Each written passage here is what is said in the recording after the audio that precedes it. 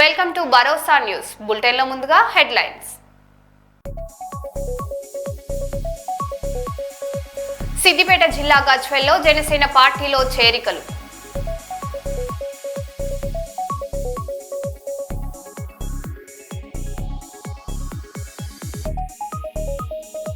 ఢిల్లీలో ఈదురుగాలులు ఉరుములతో కూడిన వర్షం.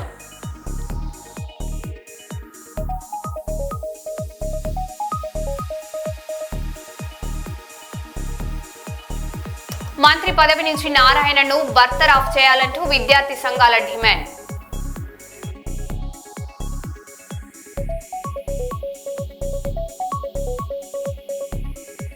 ఉద్యమకారులకు న్యాయం చేస్తాం మంత్రి పొన్నం.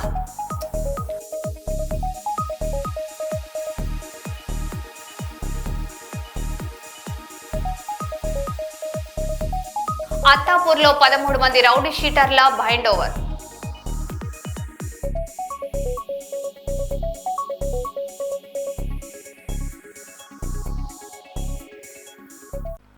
ఇక వివరాల్లోకి వెళ్తే, కర్నూలు నగరంలో అభివృద్ధి పనులు వేగంగా కొనసాగుతున్నాయని 5వ వార్డు టీడీపీ సీనియర్ నాయకులు శేషు యాదవ్ తెలిపారు.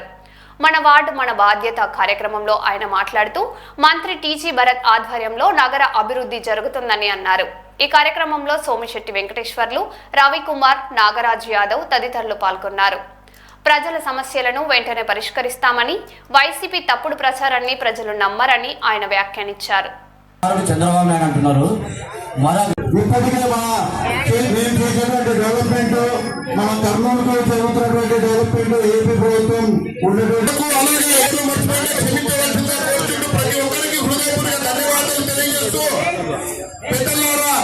క్రమశిక్షణకు మారు పేరు తెలుగుదేశం పార్టీ సన్మానించుకోవడం జరుగుతుంది.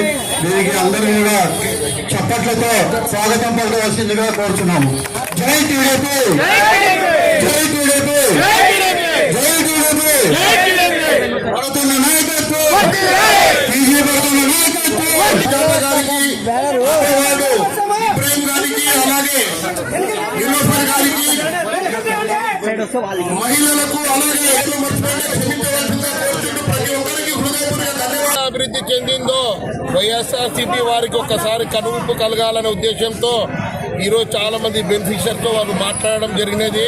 చాలా మంది మా అక్క చెల్లెళ్ళు, అన్నా తమ్ముళ్ళు వాళ్ళకి తెలుగుదేశం గవర్నమెంట్ లో మరీ ముఖ్యంగా మా రాష్ట్ర మంత్రివర్యులు శ్రీ టీజీ భరత్ సార్ గారి నాయకత్వంలో వారి ఆధ్వర్యంలో ఎంత డెవలప్మెంట్ జరుగుతుందో మా అక్క చెల్లెళ్ళు, మా అన్న తమ్ముళ్ళు ఈరోజు వారికి కనువిప్పు కలిగే విధంగా వాళ్ళకి నీట్ గా చెప్పడం జరిగింది. తల్లికి వందనము.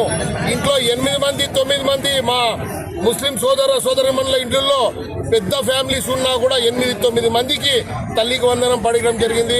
అలాగే తెలుగుదేశం గవర్నమెంట్ వచ్చినాక శ్రీ టీజీ భరత్ సార్ గారి నాయకత్వంలో ప్రతి ఒక్కరూ అర్హత కలిగిన వాళ్ళకి ప్రతి ఒక్కరికి పెన్షన్లు ఇచ్చే విధానంలో మా వార్డు బూత్ కమిటీ వారు అందరూ చాలా కష్టపడి ఏ విధమైన అర్హత ఉన్నా మా రాష్ట్ర మంత్రివర్యులు శ్రీ టీజీ భరత్ సార్ గారి దగ్గర తీసుకోవడం జరిగింది.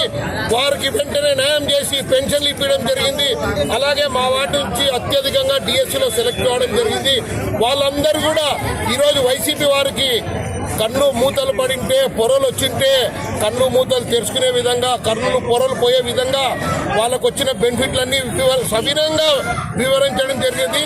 ఇక మీదటన్నా కర్నూలు డెవలప్మెంట్ గురించి, భరత్ సార్ చేస్తున్న అభివృద్ధి గురించి మీరు కూడా పొగిడి మా టీజీ భరత్ సార్ గారు ఒకటే ఉద్దేశం, శత్రువైనా కూడా మెచ్చుకోవాలా అనే విధంగా వారు డెవలప్మెంట్ చేస్తున్నారు. మీరు అందరూ అది గమనించవలసిందిగా కోరుతున్నాను. జై తెలుగుదేశం.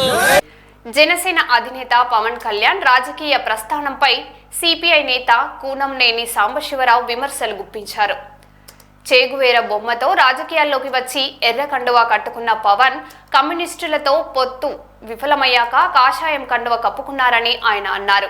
మార్క్సిజాన్ని వదిలి ఇప్పుడు సనాతన వాదాన్ని ఎంచుకున్నారని, ఆయన రాజకీయ ప్రవేశం ఒక అపరిచితుడిలా ఉందని సాంబశివరావు అభిప్రాయపడ్డారు. కమ్యూనిస్ట్ ఎమ్మెల్యేని బతికే ఉన్నా, కమ్యూనిస్ట్ పార్టీ ఉంది, ప్రపంచంలో కమ్యూనిస్ట్ పార్టీ ఉంది.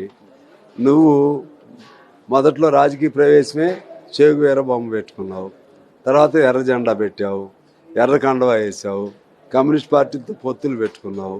అది వర్కౌట్ కాలేదు. ఎర్రకండ తీసి ఇప్పుడు కాషాయం కండ వేసుకుంటున్నావు. మార్క్సిజం తీసేసి ఇప్పుడు హిందుత్వవాదం తీసుకొచ్చుకుంటున్నావు, సనాతనవాదం తీసుకొస్తున్నావు. అందుకని రకరకాలుగా మాట్లాడుతున్నాడు, రకరకాలుగా మారుతున్నాడు, అనవసర ఆవేశం చూపెడుతున్నాడు, ఒక అపరిచితులాగా చూస్తూ ఉన్నాడు మనిషి. ఇప్పుడు వచ్చి సందర్భం ఏమైనా ఉందా? కమ్యూనిస్టులు అనే సందర్భం ఏడా? నువ్వు అసలు వచ్చింది ఏ తారీఖున వచ్చావు? ఏడికి రావటం తప్పని కదా, ఎవరు ఎక్కడికైనా తిరగాలి. కమ్యూనిస్టులుగా మేము అంతర్జాతీయవాదులు, నువ్వు అన్నట్టు ప్రాంతీయవాదం కాదు. వాళ్ళ ప్రాంతీయవాదం మాకెందుకు అప్పచెప్పావు? ఇప్పుడు మేమెవరు ఏమన్నాం? మేము ఒక కమ్యూనిస్ట్ పార్టీ లీడర్ అని నేను అన్నారా? ఎందుకు నువ్వు అసలు ఎప్పుడు ఏం మాట్లాడతావో తెలియకుండా మమ్మల్ని ఎందుకు రెచ్చగొడతావు? నువ్వు వచ్చావు, పని సంతోషం.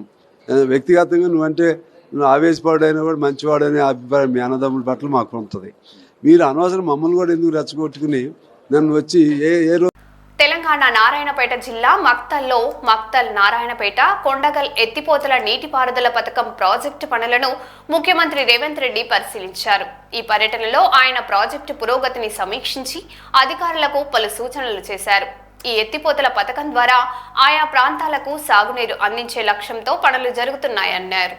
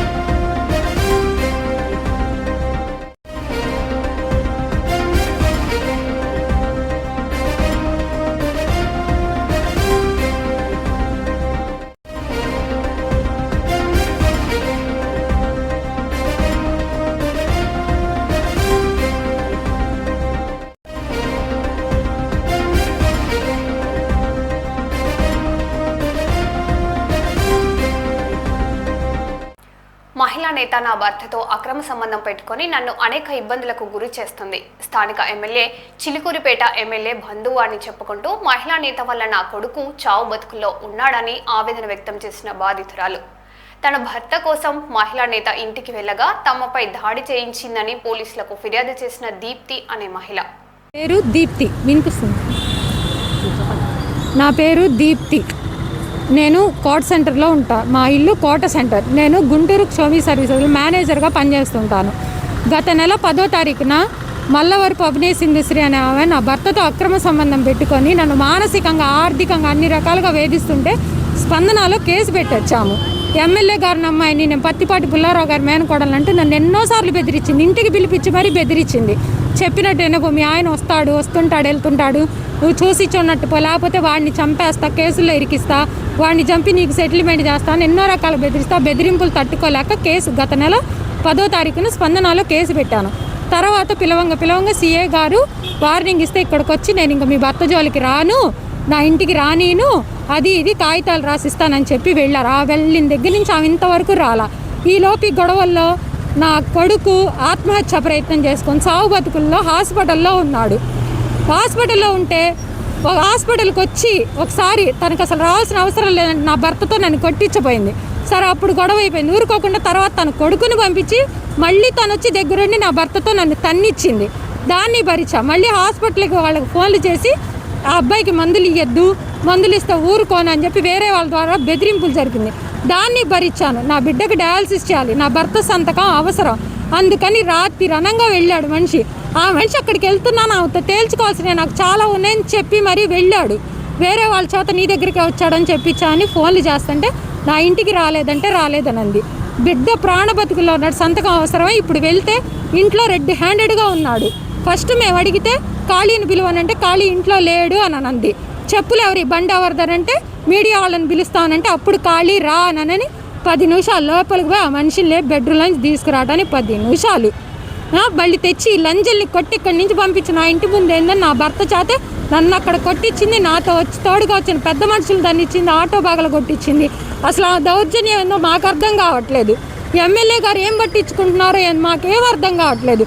ఆ రోజు స్పందనలో ఉన్నప్పుడే ఎమ్మెల్యే గారు పెద్ద మనసు చేసుకొని పట్టించుకొని ఉంటే నా బిడ్డకి ఇప్పుడు ఈ పరిస్థితి వచ్చేది కాదు, నాకు ఈ పరిస్థితి వచ్చేది కాదు. ఇంకెక్కడుంది న్యాయం? స్పందనలో పెట్టి 4 రోజులు అవుతుంది. ఏం చేశారు? ఏం పట్టించుకున్నారు? నా దగ్గర ప్రతిదీ ఎవిడెన్స్ ఉంది వాళ్ళకి అక్రమ సంబంధం ఉంది అని. లేదు లేదు అని ఆమెకు భయపడుతున్నారు. ఎవరికి భయపడుతున్నారు? నాకు ఎప్పటికీ జరిగిద్దా? నా బిడ్డ చచ్చిన తర్వాత జరిగిద్దా? నా బిడ్డకు అక్కడ సరిగ్గా లేదు. ఇప్పుడు ఈ గొడవల్లో డబ్బులు పెట్టేవాళ్ళు కూడా పెట్టమంటున్నారు. నా బిడ్డ పరిస్థితి ఏంది? దయించి ఎమ్మెల్యే గారు పెద్ద మనసు చేసుకొని మీరు పట్టించుకుంటే కానీ నాకు న్యాయం. తెలంగాణ ఉద్యమకారులకు న్యాయం చేసేందుకు రాజకీయాలకు అతీతంగా సలహాలు, సూచనలు స్వీకరిస్తామని మంత్రి పొన్నం ప్రభాకర్ తెలిపారు.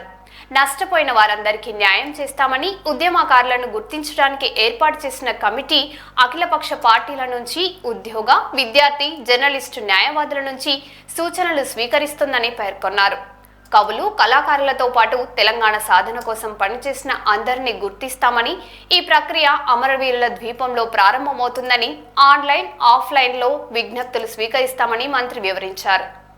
దీనికి ముఖ్య ఉద్దేశం తెలంగాణ ఉద్యమానికి సంబంధించి వివిధ రకాలుగా, అంటే వివిధ యొక్క ఫోరమ్స్ లైక్ జర్నలిస్టులు కావచ్చు, కళాకారులు, రచయితలు, లేదా ఉద్యోగ సంఘాలు, విద్యార్థి సంఘాలు, మహిళా, అన్ని కుల సంఘాలు, అనేక రకాలుగా ప్రతి ఒక్కరు కూడా భాగస్వామ్యమై ఉద్యమంలో కొంత నష్టపోయి, అది ప్రాణ నష్టం కావచ్చు, శారీరక నష్టం కావచ్చు, లేదా ఉద్యోగ, ఆర్థిక రకరకాల నష్టాలకు సంబంధించి ఉన్నప్పుడు వాళ్ళను సముచితంగా ఏ విధంగా గౌరవించుకుంటాం అనేటువంటి ఆలోచన కొద్దీ మరి ఈ యొక్క కమిటీ ఏర్పడ్డది. దానిలో భాగంగా ఈరోజు అన్ని రాజకీయ పార్టీల సమావేశం జరిగింది. భవిష్యత్తులో మళ్ళీ అన్ని రకాల జేఏసీలకు సంబంధించి లేదా ఇంకా ఎవరిని పిలవాలి, ఎందుకంటే కొంతమంది రచయితలు భావజాల వ్యాప్తికి సంబంధించి కొంతమంది రచయితలు వాళ్ళ పుస్తకాల ద్వారా చైతన్యం కలగజేసినారు, కొంతమంది గాన పాట కళాకారులు వాళ్ళ యొక్క పాటల ద్వారా చైతన్యపరిచినారు.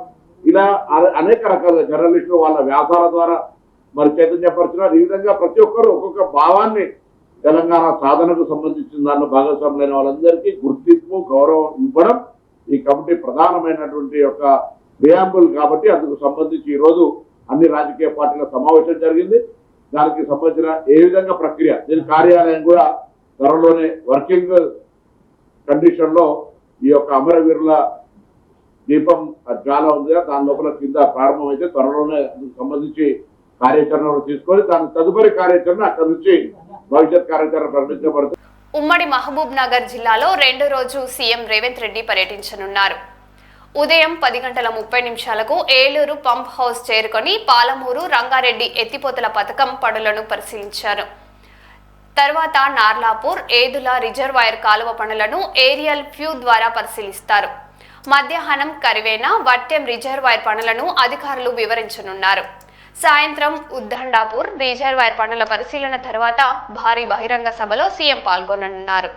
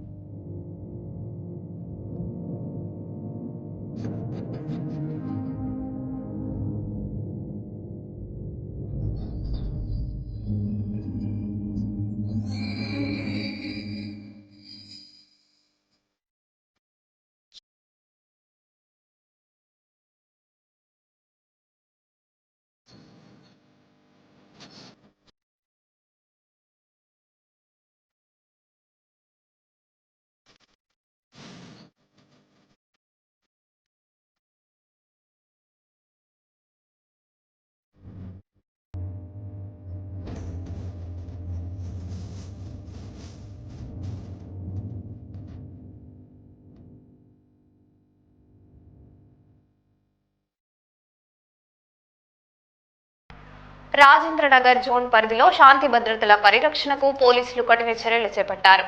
అంతాపూర్ పోలీస్ స్టేషన్ పరిధికి చెందిన 13 మంది రౌడీ షీటర్లను గురువారం Rajendranagar zone DCP S Srinivas IPS ఎదుట హాజరుపరిచి భవిష్యత్తులో అసాంఘిక కార్యకలాపాలకు పాల్పడకుండా బైండ్ ఓవర్ చేశారు. సమాజంలో శాంతికి విఘాతం కలిగిస్తే కఠిన చర్యలు తప్పవని అంతాపూర్ SHO నాగేశ్వరరావు హెచ్చరించారు. 22 3 चल रहा है पूरा. लास्ट केस कब का आपका? 23 का है. हाँ? 23 का रोक देते हैं ना तो और ऐसे काम करते हैं. मैं रोक दिया. हाँ?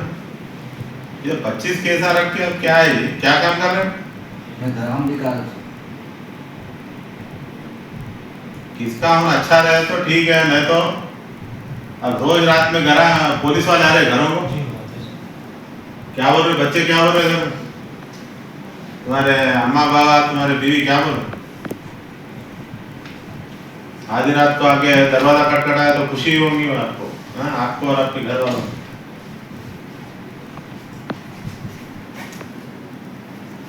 पूरे तुम्हारे बच्चे पढ़ रहे हैं, लिख रहे हैं, तो यही काम करो. अच्छा, अच्छे काम करो जी. కర్నూలులో దివ్యాంగుల సేవా కార్యక్రమంలో ప్రముఖ హోమియో వైద్యులు భాస్కర్ రెడ్డి మాట్లాడుతూ దివ్యాంగులకు సేవ చేయడం దేవుడికి సేవ చేసినట్లేనని అన్నారు. కల్లూరు ఆదిత్య పాఠశాలలో ఫోటోగ్రాఫర్ అసోసియేషన్ ఆధ్వర్యంలో నిర్వహించిన కార్యక్రమంలో ఆయన దివ్యాంగులకు పెన్షన్ పంపిణీ చేశారు. ఇక క్యాన్సర్ పై అవగాహన సదస్సులో డాక్టర్ రాజేష్ గౌడ్ మాట్లాడుతూ ముందుగా గుర్తిస్తే క్యాన్సర్ పూర్తిగా నయం చేయవచ్చని తెలిపారు. రోబోటిక్ శస్త్రచికిత్స వంటి ఆధునిక టెక్నాలజీలతో మెరుగైన చికిత్స సాధ్యమవుతుందని ఆయన పేర్కొన్నారు.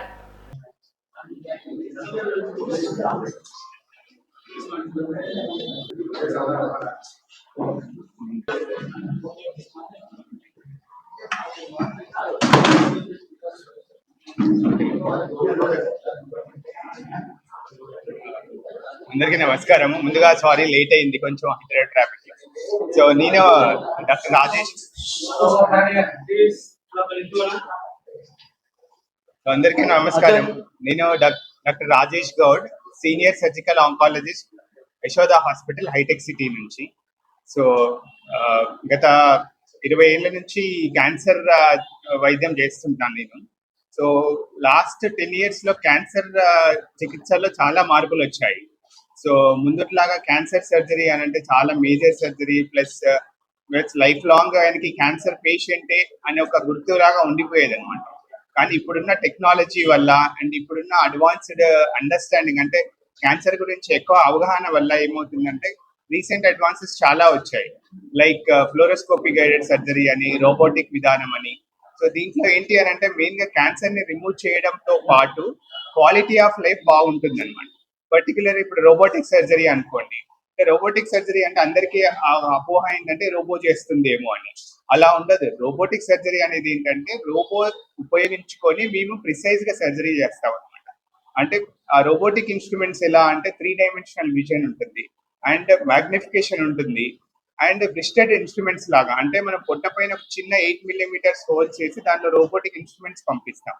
యాజ్ ఇఫ్ మన హ్యాండ్ లోపల పెట్టినట్టుగా కంప్లీట్ గా 360 degrees ఆఫ్ ఫ్రీడమ్ ఉంటుంది. అలా చేయడం వల్ల మ్యాగ్నిఫికేషన్ వల్ల మనం టిష్యూని, ట్యూమర్ ని కరెక్ట్ గా ఐడెంటిఫై చేయగలుగుతాం. అలా చేసినప్పుడు ఏమవుతుందంటే ట్యూమర్ ని ప్రిసైజ్ గా రిమూవ్ చేయడంతో పాటు సరౌండింగ్ డ్యామేజ్ ఎక్కువగా ఉండదు. అలా ఉండకపోవడం వల్ల ఏమవుతుందంటే పేషెంట్ కి రికవరీ చాలా ఫాస్ట్ గా ఉంటుంది అండ్ క్వాలిటీ ఆఫ్ లైఫ్ బాగుంటుంది అనమాట. సో ఈ టెక్నాలజీ వల్ల ఏంటంటే ఇంతకు ముందు లాగా 4 రోజులు 5 రోజులు హాస్పిటల్లో అడ్మిషన్ అవసరం ఉండదు. ఒక్క రోజులో అంటే ఈ రోజు సర్జరీ చేస్తే రేపటికల్లా ఇంటికి పంపించేస్తాం. అండ్ మేజర్ బ్లడ్ ట్రాన్స్ఫ్యూజన్స్ కానీ ఇలా ఎక్కువ అవసరం పడదు. అలాగే మెయిన్ గా గైనిక్ క్యాన్సర్స్ అంటే ఆడవాళ్ళ క్యాన్సర్స్, యూట్రైన్ క్యాన్సర్స్ కానీ, సర్వైకల్ క్యాన్సర్స్, ఓవేరియన్ క్యాన్సర్స్ లో ఏంటి అని అంటే లింఫ్ నోడ్ డిసెక్షన్ కానీ, రాడికల్ హిస్టెక్టమీస్ కానీ చిన్న హోల్ 8 mm హోల్ తో చేయడం కుదురుతుంది. కాబట్టి మార్నింగ్ చేస్తే నెక్స్ట్ డే మార్నింగ్ కల్లా వాళ్ళ ఇంటికి వెళ్ళిపోవచ్చు అండ్ విత్ ఇన్ 5 days లో వాళ్ళ యాక్టివిటీస్ లో కూడా వెళ్ళిపోవచ్చు. వాళ్ళు ఏ పని ఉంటే ఆ పనిలోకి వెళ్ళిపోవచ్చు. అలాగే కోలోరెక్టల్ క్యాన్సర్స్ లో ఏంటంటే ఇంతకు ముందులా పర్మనెంట్ కొలాస్టమీ అంటే ఒక్కసారి రెక్టల్ క్యాన్సర్ వచ్చింది అంటే పేగు బయటకు పెట్టి లైఫ్ లాంగ్ మోషన్ పోవాల్సిన అవసరం ఉండేది. బట్ ఇప్పుడున్న టెక్నాలజీస్ ఏంటంటే ట్యూమర్ ని ఎక్కడ ఉంది కరెక్ట్ గా రికగ్నైజ్ చేయడంతో పాటు దీంట్లో ఏంటంటే స్టేప్లింగ్ డివైజెస్ అనేది ఆర్టిఫిషియల్ ఇంటెలిజెన్స్ తో కూడుకున్నది అనమాట. That is called smart fire technology అంటారు. దాని ద్వారా ఏంటి అని అంటే మనం 2 జాయిన్ చేస్తున్నప్పుడు, పేగులు జాయిన్ చేస్తున్నప్పుడు అది అలారం ఇస్తుంది ఇది సరిగ్గా థిక్నెస్ ఉందా లేదా అని. దాన్ని బట్టి మిషన్ మారుస్తాం అనమాట. సో జాయిన్ అనేది పర్ఫెక్ట్ గా ఉంటది కాబట్టి లీకేజ్ ఛాన్సెస్ ఉండవు. అలాగే మనకి ఏంటంటే ఆపరేషన్ చేస్తున్నప్పుడు పక్కనుండే నర్వ్స్ ని కూడా జాగ్రత్తగా చూస్తాం కాబట్టి ముందుట్లాగా అంటే ఒకసారి రెక్టల్ క్యాన్సర్ సర్జరీ అయిన తర్వాత సెక్షువల్ లైఫ్ గురించి కానీ యూరినరీ ఇష్యూస్ ఉండేవి. సో ఇప్పుడున్న ఈ అడ్వాన్స్ పద్ధతి ద్వారా ఏంటంటే సెక్షువల్ లైఫ్ డిస్టర్బ్ అవ్వకుండా యూరినరీ ఇష్యూస్ లేకుండా చేయగలుగుతాం. నెక్స్ట్ ఈ యూరాలజికల్ క్యాన్సర్స్ అంటే ప్రాస్టేట్ క్యాన్సర్ కానీ, బ్లాడర్ క్యాన్సర్స్ లో కానీ, కిడ్నీ క్యాన్సర్స్ లో కానీ, అడ్రినల్ క్యాన్సర్స్ లో ఇవి బాగా చేయొచ్చు. ఎందుకు అంటే పెల్విస్ లో ఆపరేట్ చేయడం చాలా కష్టం, నారో స్పేస్ ఉంటుంది అనమాట, ప్లేస్ ఎక్కువ ఉండదు. సో మన రెండు హ్యాండ్స్ పెట్టి చేయడం ఇబ్బందికరంగా ఉంటుంది. వేరే రోబోటిక్ ఆర్మ్స్ ఏంటంటే 8 mm ఆర్మ్స్ కాబట్టి ఈజీగా లోపలికి వెళ్ళి మనం సేఫ్ గా సర్జరీ చేయొచ్చు, సరౌండింగ్ డ్యామేజ్ లేకుండా వీలవుతుంది. అండ్ కిడ్నీ క్యాన్సర్స్ లో ఏంటంటే ముందులా కిడ్నీ అంతా రిమూవ్ చేయాల్సిన అవసరం లేదు, పార్షియల్ నెఫ్రెక్టమీ అని అంటారు. అంటే ఎక్కడైతే ట్యూమర్ ఉందో ఆ ట్యూమర్ ని ఒక 1 cm మార్జిన్ తో రిమూవ్ చేయడం వల్ల కిడ్నీని కూడా ప్రిజర్వ్ చేయగలుగుతాం.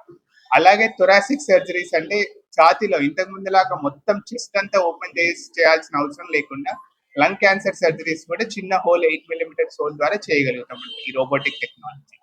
నెక్స్ట్ ఫ్లోరోస్కోపిక్ టెక్నాలజీ అనేది ఏంటి అని అంటే, ఫ్లోరోస్కోపీ అనేది ముందులాగా సపోజ్ రొమ్ము క్యాన్సర్ ఉంది, ముందులా ఏంటంటే రొమ్ము క్యాన్సర్ ఉన్నప్పుడు రొమ్ముతో పాటు లింఫ్ నోడ్స్ అవన్నీ రిమూవ్ చేసేవాళ్ళు. దీనివల్ల ఏమైతే లాంగ్ టర్మ్ గా పేషెంట్ కి చెయ్యంతా వాపు వచ్చి షోల్డర్ పెయిన్ రావడము, షోల్డర్ లేపకపోవడం, ఇవన్నీ ఇబ్బందులు ఉంటాయి. ఇప్పుడు ఏంటంటే టెక్నాలజీ ఏంటంటే ఒక చిన్న డై ఇస్తాం, మనం డై ఇచ్చి ఒక ఫ్లోరోస్కోపిక్ కెమెరా ఉంటుంది, జస్ట్ లైక్ మనం సెల్ ఫోన్ పట్టుకున్నట్టుగా ఆ ఫ్లోరోస్కోపిక్ కెమెరాని మనం దానిపైన పెడితే ఎగ్జాక్ట్ ఆ లింఫ్ నోడ్ ఎక్కడి వరకు వెళ్తుంది అని తెలుస్తుంది. సో అది హ్యాండ్ కి సప్లై చేసే లింఫ్ నోడా లేదా బ్రెస్ట్ కి సప్లై చేసే లింఫ్ నోడా ప్రిసైజ్ గా గుర్తుపట్టి ఓన్లీ బ్రెస్ట్ కి సంబంధించిన ట్యూమర్ లింఫ్ నోడ్ ని రిమూవ్ చేయడం కుదురుతుంది. ఇలా చేయడం వల్ల ఏంటంటే కంప్లీట్ గా రొమ్ము అంతా రిమూవ్ చేయకుండా ఓన్లీ ప్రిసైజ్ గా ట్యూమర్ తో పాటు లింఫ్ నోడ్ రిమూవ్ చేయడం వల్ల క్వాలిటీ ఆఫ్ లైఫ్ బాగుంటుంది. సో ఏ టెక్నాలజీ అయినా ఇప్పుడున్న ఆర్టిఫిషియల్ ఇంటెలిజెన్స్ ఇవన్నీ ఎలా అంటే టెక్నాలజీ మారినా కొద్దీ పేషెంట్స్ కి క్వాలిటీ ఆఫ్ లైఫ్ అనేది ఇంప్రూవ్ చేయడానికి బాగా ఉపయోగపడుతుంది.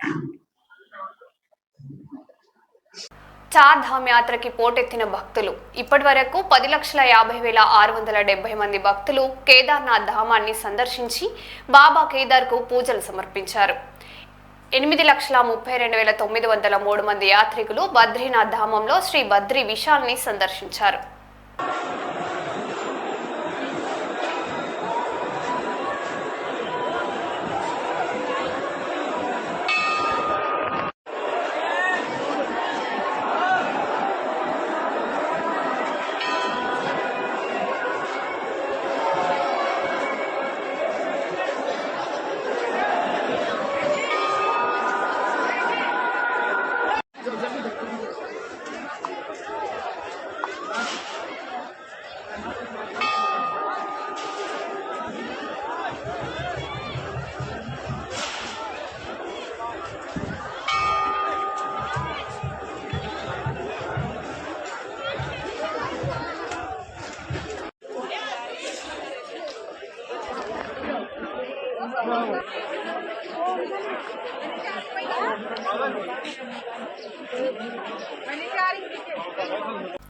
మాజీ మంత్రి BRS working president KTR Charminar ను సందర్శించారు.